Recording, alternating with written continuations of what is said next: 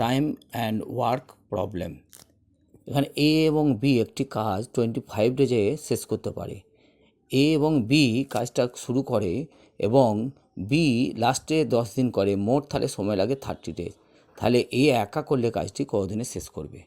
ধরলাম এ কাজটি করে এক্স দিনে এবং বি করবে ওয়াই দিনে শেষ করবে। এ একদিনে করে, তাহলে 1/x অংশ, তাহলে 25 ডেজে করবে 25x।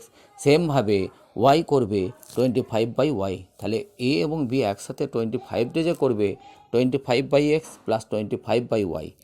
এবং আবার এ 20 ডেজে করবে 20/x এবং বি করবে 30 ডেজে 30/y, একসাথে করবে 20/x প্লাস 30/y। তাহলে এই দুটো অংশ ইকুয়াল, এ দুটো ইকুয়াল করে আমরা এখান থেকে আমরা পাচ্ছি x = y। তার মানে এ এবং বি দুজনে একই কাজ করে। তাহলে এদের যেহেতু 25 দিন লাগে এ বি একসাথে করলে, তাহলে এ একা করলে লাগবে 50 দিন। ধন্যবাদ।